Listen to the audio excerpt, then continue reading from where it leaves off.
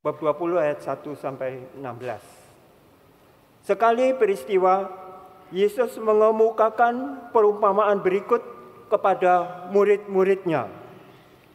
Hal kerajaan surga itu sama seperti seorang pemilik kebun anggur yang pagi-pagi benar keluar mencari pekerja untuk kebun anggurnya. Setelah sepakat dengan para pekerja mengenai upah 1 dinar sehari, ia menyuruh mereka ke kebun anggurnya. Kira-kira pukul 9 pagi ia keluar lagi, dan dilihatnya ada orang-orang lain menganggur di pasar. Katanya kepada mereka, "Pergilah juga kamu ke kebun anggurku, dan aku akan memberimu apa yang pantas." Lalu mereka pun pergi. Kira-kira pukul 12 dan pukul 3 sore, ia keluar lagi dan melakukan hal yang sama.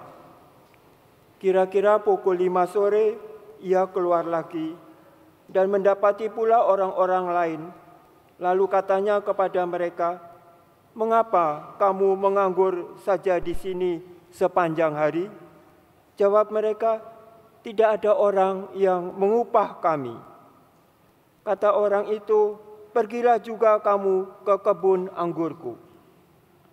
Ketika hari sudah malam, berkatalah pemilik kebun anggur itu kepada mandornya, "Panggillah pekerja-pekerja itu dan bayarkan upah mereka, mulai dari yang masuk terakhir sampai kepada yang masuk pertama." Lalu datanglah mereka, mulai yang bekerja kira-kira pukul 5 sore, dan mereka mendapat masing-masing menerima 1 dinar. Kemudian datanglah mereka yang masuk pertama. Mereka mengira akan mendapat lebih besar, tetapi mereka pun menerima masing-masing 1 dinar juga. Ketika menerimanya, mereka bersungut-sungut kepada pemilik kebun itu. Katanya, "Mereka yang masuk terakhir ini hanya bekerja 1 jam, dan engkau menyamakan mereka dengan kami yang sehari suntuk bekerja berat dan menanggung panas terik matahari." Tetapi pemilik kebun itu menjawab seorang dari mereka, "Saudara, aku tidak berlaku tidak adil terhadap engkau. Bukankah kita telah sepakat 1 dinar sehari? Ambillah bagianmu dan pergilah. Aku mau memberikan kepada orang yang masuk terakhir ini sama seperti kepadamu. Tidakkah aku bebas mempergunakan milikku menurut kehendak hatiku? Atau iri hatikah engkau karena aku murah hati?" Demikianlah orang yang terakhir akan menjadi yang pertama, dan yang pertama menjadi yang terakhir. Berbahagialah orang yang mendengarkan sabda Tuhan dan tekun melaksanakannya.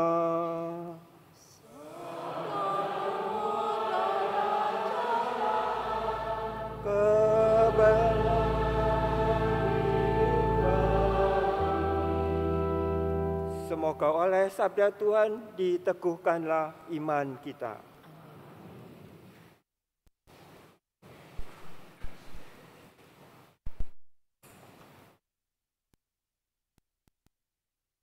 Supaya kita datang ke tempat itu, kadang-kadang panitia pesta itu memberitahukan kepada kita ada door prize. Sampai yang agak segan datang, kemudian datang karena mengharapkan dapat hadiah itu. Kita ini setiap hari mendapat hadiah dari Tuhan. Namanya rahmat atau kasih karunia Tuhan.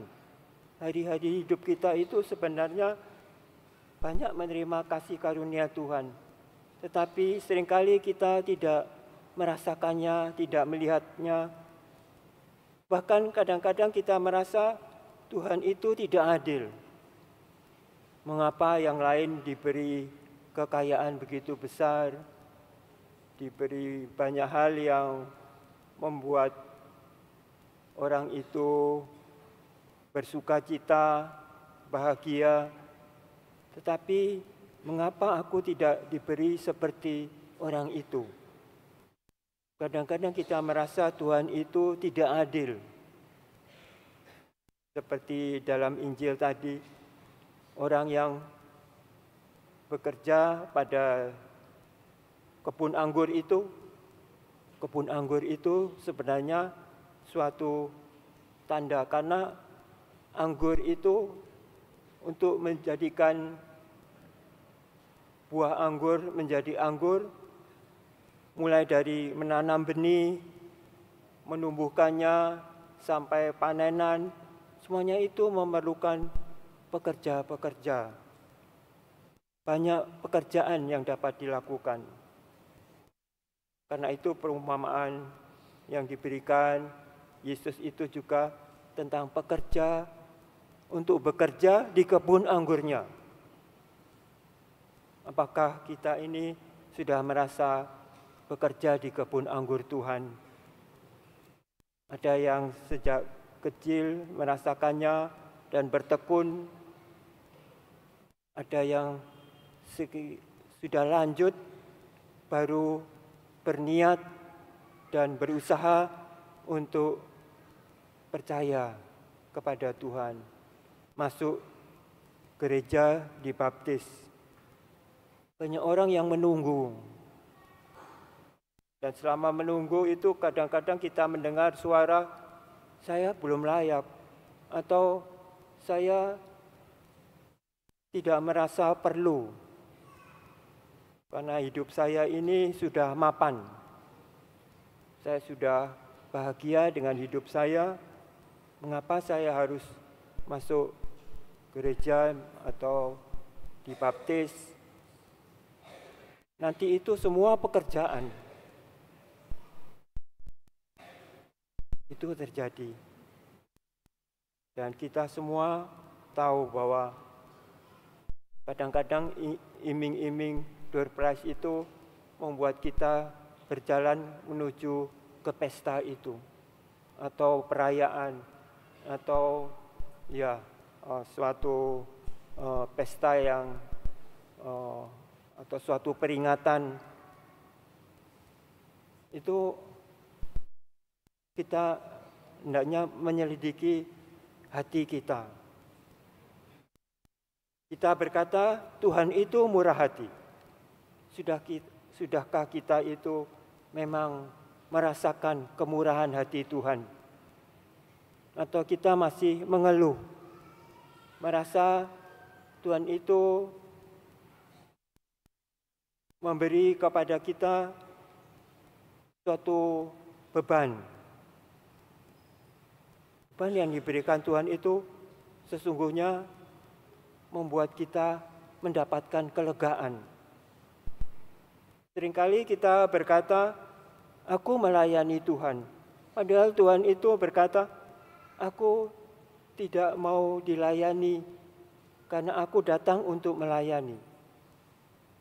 Bila kita sungguh-sungguh mau melayani Tuhan, pikirkanlah apa yang Tuhan kerjakan. Tuhan itu selalu mendampingi umat yang percaya kepadanya, siang dan malam, waktu berjaga maupun waktu tidur. Kita itu dijaga Tuhan bersama dengan bundanya tentunya, karena bundanya itu selalu sepenuh hati dalam mengerjakan apa yang dikehendaki Tuhan, bundanya itu. Lihat betapa seseorang yang dengan tulus hati dan sepenuh hati ingin melayani Tuhan, maka Tuhan mengajak dia untuk bersama-sama dengan dia untuk melayani umat manusia di dunia ini yang seringkali bergolak, seringkali tidak mengerti, hanya kemauan sendiri. Entah itu kelompok, entah itu pikiran-pikiran manusia yang selalu ingin nyaman. Lihat saja tiap kali terjadi bahwa sampah-sampah itu bertumpuk. Karena kita membuang sembarangan. Kepala Sekretaris Jenderal PBB itu malah sudah mengatakan dunia ini sudah mendidih. Artinya panas di bumi ini sudah semakin meningkat. Karena lapisan ozon itu sudah berkurang sehingga matahari sinarnya itu sampai ke dalam bumi itu lebih banyak dari dahulu. Sehingga rasa panas bumi ini. Karena kita sekalipun berkata-kata mau ikut serta menyehatkan bumi ini, kita itu dalam perbuatan tidak melakukan yang disebut ekologi itu, agar dunia ini nyaman.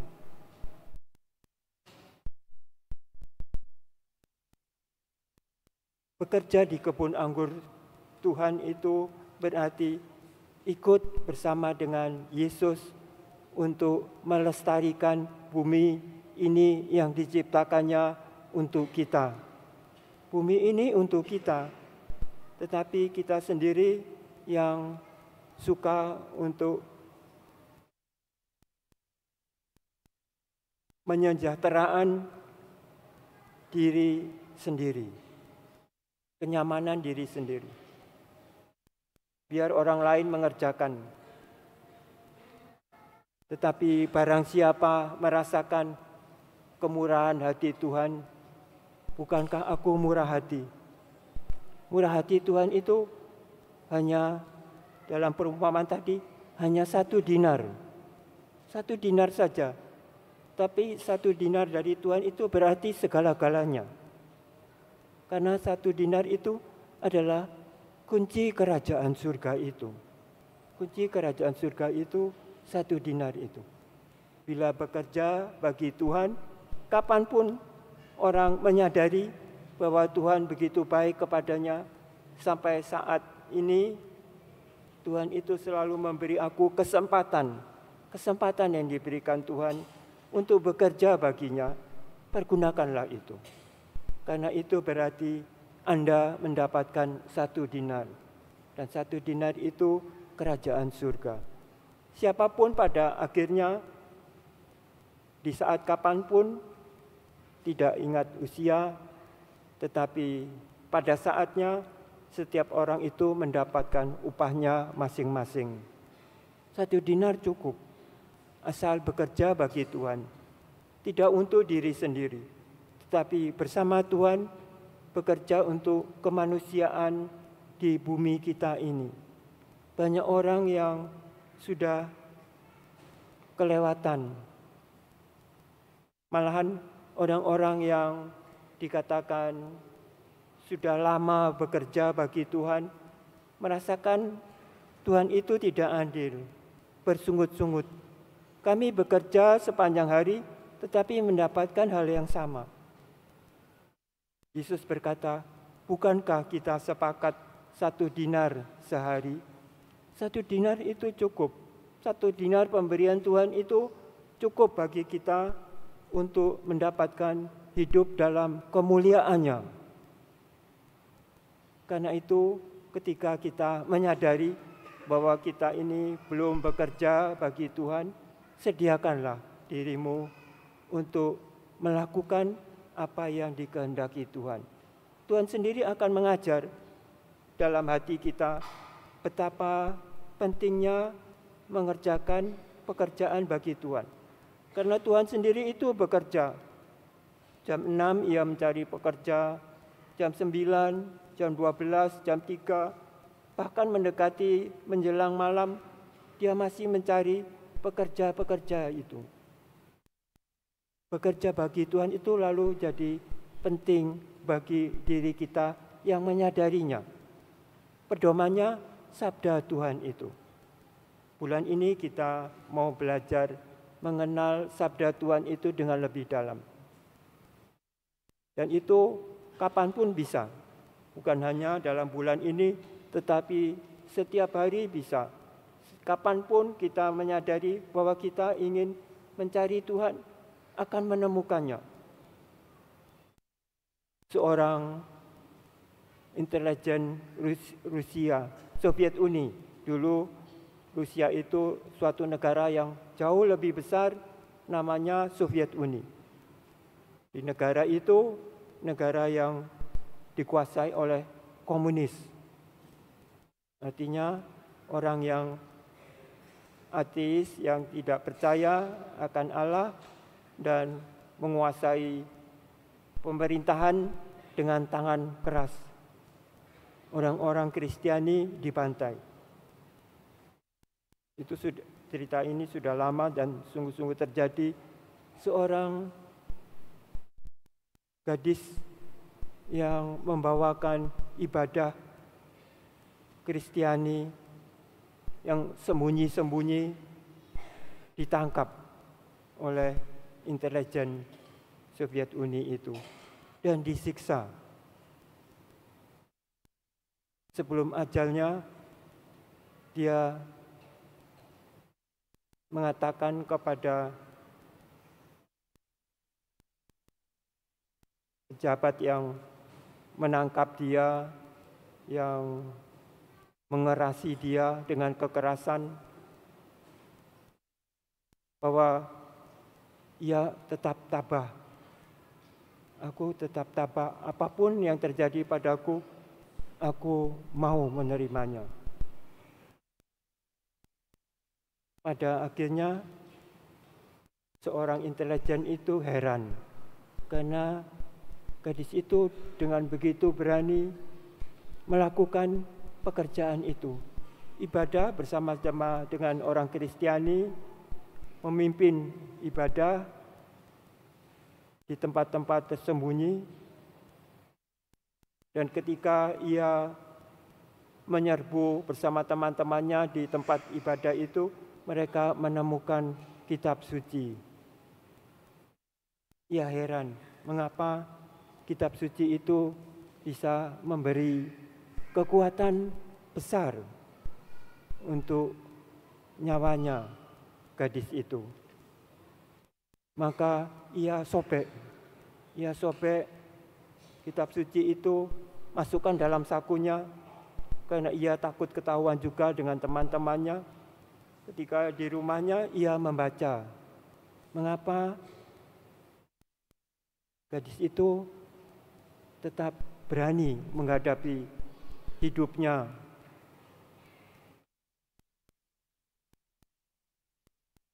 Kemudian ketika ia menyadari kesalahannya, ia melarikan diri.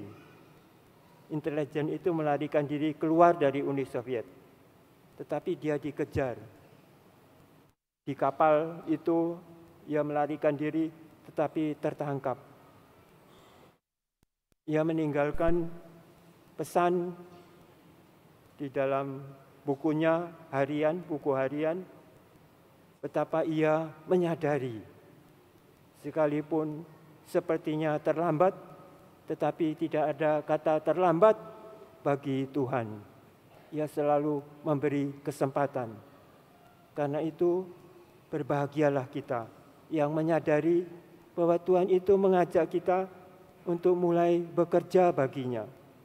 Bekerja bagi Tuhan itu artinya bersama-sama dengan Tuhan membangun dunia yang baru. Dunia yang penuh dengan kasih persaudaraan, yang peduli satu dengan yang lain. Syukur kepada Allah.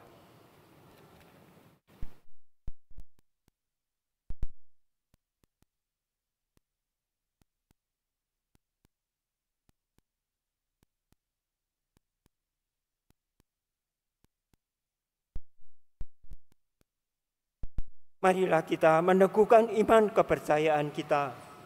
Aku percaya akan Allah, Bapa yang Maha Kuasa, pencipta langit dan bumi, dan akan Yesus Kristus, putranya yang tunggal Tuhan kita, yang dikandung dari Roh Kudus, dilahirkan oleh perawan Maria, yang menderita sengsara dalam pemerintahan Pontius Pilatus, disalibkan, wafat dan dimakamkan, yang turun ke tempat penantian, pada hari ketiga bangkit dari antara orang mati, yang naik ke surga, duduk di sebelah kanan Allah Bapa yang Maha Kuasa. Dari situ ia akan datang mengadili orang yang hidup dan yang mati. Aku percaya akan Roh Kudus, Gereja Katolik yang kudus, persekutuan para kudus, pengampunan dosa, kebangkitan badan, kehidupan kekal.